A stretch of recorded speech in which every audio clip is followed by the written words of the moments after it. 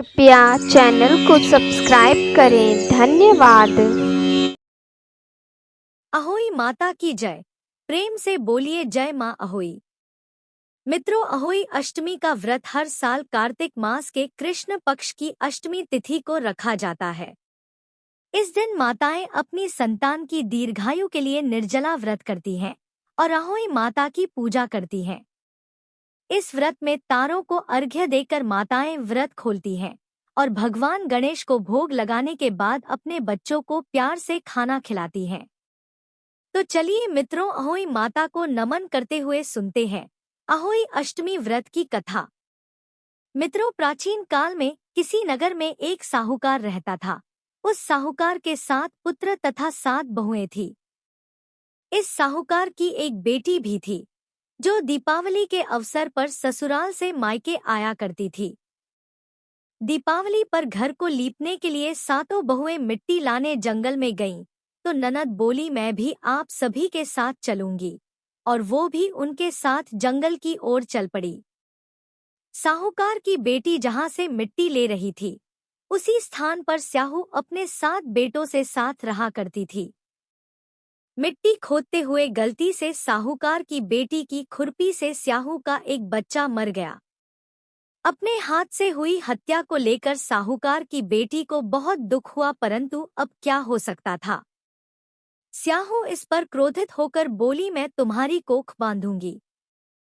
स्याहू की यह बात सुनकर साहूकार की बेटी अपनी 7 भाभियों से एक एक करके विनती करती है कि वह उसके बदले अपनी कोख बंधवा ले। सबसे छोटी भाभी ननद के बदले अपनी कोख बंधवाने के लिए तैयार हो जाती है। इसके बाद छोटी भाभी शोकाकुल करती हुई अपने घर लौट आई और कुछ दिनों बाद उसके बेटे का निधन हो गया। फिर अकस्मात दूसरा, तीसरा और इस प्रकार वर्ष भर में उसके सभी बेटे मर गए। अपने 7 पुत्रों की इस प्रकार मृत्यु होने के बाद महिला अत्यंत व्यथित रहने लगी। एक दिन उसने एक ब्राह्मण को अपने घर बुलवाकर इसका समस्या का उपाय पूछा। ब्राह्मण ने पूछा कि पहले आप पूरी बात बताओ कि हुआ क्या था। तो बहू ने विलाप करते हुए बताया कि उसने जानबूझकर कभी कोई पाप नहीं किया। हाँ, एक बार खदान में मिट्टी खोदते हुए अनजाने में उसकी ननद हाथों से एक सेह के बच्चे की हत्या अवश्य हुई है, और क्योंकि उस स्याहू ने मेरी नंद की कोख बांध दी, पर उसकी कोई संतान नहीं थी, इसलिए नंद के बदले उसने अपनी कोख बंधवा ली। यह सब सुनकर पंडित ने उसे सुरही गाय की सेवा करने की सलाह दी, क्योंकि सुरही गाय ही उसे स्याहू का पता बता सकती थी। बहू ने काफी समय तक सुरही गाय की सेवा की। सुरही गाय बहू की सेवा से प्रसन्न हो गई और उसे स्याहू के पास ले जाती है। रास्ते में थक जाने पर दोनों आराम करने लगते हैं। अचानक साहूकार की छोटी बहू की नजर एक और जाती है। वह देखती है कि एक सांप गरुड़ पंखनी के बच्चे को डंसने जा रहा है और इसलिए वह सांप को मार देती है। इतने में गरुड़ वहां आ जाती है और खून बिखरा हुआ देखकर उसे लगता है कि छोटी बहू ने उसके बच्चे को मार दिया है, और इस पर वह छोटी बहू को चोंच मारना शुरू कर देती है। छोटी बहू इस पर कहती है कि उसने तो उसके बच्चे की जान बचाई है। गरुड़ को इस पर बहुत खुशी होती है और सुरही सहित उन्हें स्याहू के पास पहुंचा देती है। अब तो स्याहू छोटी बहू की सेवा से प्रसन्न होकर उसे 7 पुत्र और 7 बहुएं होने का आशीर्वाद देती है। अगले वर्ष अहोई अष्टमी का व्रत आने पर छोटी बहू भगवती माता की शरण लेकर सेह और सेह के बच्चों का चित्र बनाकर उनकी आराधना की और क्षमा याचना की। साहूकार की बहू ने कार्तिक मास की कृष्ण पक्ष की अष्टमी को उपवास व पूजा अर्चना की। अहोई माता के आशीर्वाद से छोटी बहू का घर पुत्र और पुत्र की वधुओं से हरा भरा हो जाता है। वह हर वर्ष नियमित रूप से ऐसा करने लगी और तभी से अहोई व्रत की परंपरा प्रचलित हो गई। कथा समाप्त हुई। बोलिए जय अहोई माता की। अब सुनते हैं दूसरी कथा। पुराने समय की बात है। दतिया नामक नगर में एक नामी सेठ चंद्रभान रहा करते थे। उनकी पत्नी का नाम चंद्रिका था। जो बहुत गुणवती, सुंदर तथा चरित्रवान स्त्री थी। सेठ और सेठानी के विवाह को काफी समय हो चुका था, परंतु उनकी कोई भी संतान नहीं थी। ऐसा इसलिए थे क्योंकि सेठानी ने कई संतानों को जन्म तो दिया, मगर सभी संतानों की छोटी आयु में ही मृत्यु हो जाती थी। अपनी सभी संतानों के इस तरह मरते रहने के कारण पति पत्नी बहुत दुखी रहा करते थे तथा उन्हें अब यह चिंता होने लगी थी कि उनकी मृत्यु के पश्चात उनका वंश कौन चलाएगा। उनके लिए जीवन में धन दौलत का कोई महत्व नहीं रह गया था, क्योंकि संतान का सुख उन्हें नहीं मिल पा रहा था। सेठ और सेठानी की यह पीड़ा दिन पर दिन और गहरी होती जा रही थी। तो एक दिन दोनों ने सोचा कि हम धन धान्य सब कुछ त्याग कर जंगलों में निवास करेंगे और वही अपने प्राण त्याग देंगे। ऐसा सोचकर सेठ और सेठानी सारा धन धान्य सब कुछ छोड़कर जंगल की ओर चल पड़े। चलते चलते सेठ और सेठानी बद्री का आश्रम के पास शीतल कुंड के समीप जा पहुंचे और वहां जाकर प्राण त्यागने का मन बना लिया।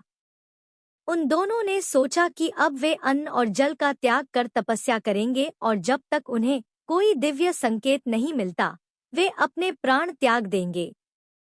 इस प्रकार से दोनों अपने प्राण त्यागने के लिए अन्न जल त्याग कर तपस्या करने बैठ गए। सेठ और सेठानी दोनों ने अपनी तपस्या आरंभ की और बिना भोजन और पानी के लगातार 7 दिनों तक तप करते रहे। उनकी तपस्या बहुत कठिन थी और इसके चलते उनके शरीर कमजोर हो गए, लेकिन उनका संकल्प अटल रहा। सेठ और सेठानी को इस प्रकार बिना भोजन पानी के तपस्या करते हुए 7 दिन व्यतीत हो चुके थे। और इसी प्रकार से जब 8वां दिन आया तो उस दिन एक दिव्य आकाशवाणी हुई। उस आकाशवाणी ने कहा, हे चंद्रभान और चंद्रिका, तुम दोनों का यह संतान वियोग का कष्ट तुम्हारे पूर्व जन्मों के कर्मों का फल है। पूर्व जन्म में तुमने कई माताओं को उनकी संतान से वंचित किया था, जिसका दंड तुम्हें इस जन्म में भोगना पड़ा है। लेकिन अब तुम्हारी कठिन तपस्या के कारण तुम्हारे पाप नष्ट हो गए हैं और अब तुम्हारे कष्टों का अंत होगा। तुम दोनों की कठिन तपस्या और सच्ची भक्ति से तुम्हारे सभी पाप नष्ट हो चुके हैं। सेठ और सेठानी, तुम अब प्राण त्यागने का निर्णय छोड़ दो। तुम दोनों आने वाले कार्तिक मास के कृष्ण पक्ष की अष्टमी तिथि को पूरी सच्ची श्रद्धा के साथ निर्जला व्रत रखना और शाम के समय तारों को अर्घ्य देकर व्रत का पारण करना, जिसके प्रभाव से अहोई देवी प्रकट होगी। तुम उनसे अपने पुत्रों की दीर्घ आयु मांगना। साथ ही व्रत के दिन तुम राधा कुंड में स्नान करना। सेठ और सेठानी ने इस आकाशवाणी का पालन करने का निश्चय किया। अगले साल कार्तिक मास के कृष्ण पक्ष की 8वीं तिथि पर सेठानी ने बड़ी श्रद्धा से अहोई माता का व्रत किया और रात को सेठ ने राधा कुंड में स्नान किया। जब सेठ स्नान करके वापस आ रहा था तो रास्ते में अहोई देवी ने दर्शन दिए और बोली, मैं तुम पर बहुत प्रसन्न हो, तुम मुझसे कोई वर मांगो। अहोई देवी के दर्शन करके सेठ अति प्रसन्न हुआ और उसने कहा कि माँ, मेरी संतान अल्पायु में ही स्वर्ग सिधार जाते हैं, इसलिए आप उनकी दीर्घ आयु का वरदान दे। अहोई माता ने मुस्कुराते हुए कहा, ऐसा ही होगा। तुम्हारी संतानें अब दीर्घायु होंगी और तुम्हारे कुल का नाम रोशन करेंगी। इतना कहकर माता अंतर्धान हो गई। कुछ समय पश्चात सेठ के यहाँ पुत्र हुआ और बड़ा होकर विद्वान, शक्तिशाली और प्रतापी व्यक्ति हुआ। उसकी ख्याति चारों ओर फैल गई और उसके कारण सेठ चंद्रभान और सेठानी का नाम भी यशस्वी हुआ। इस महिमा के कारण ही अहोई माता के व्रत का प्रभाव बना।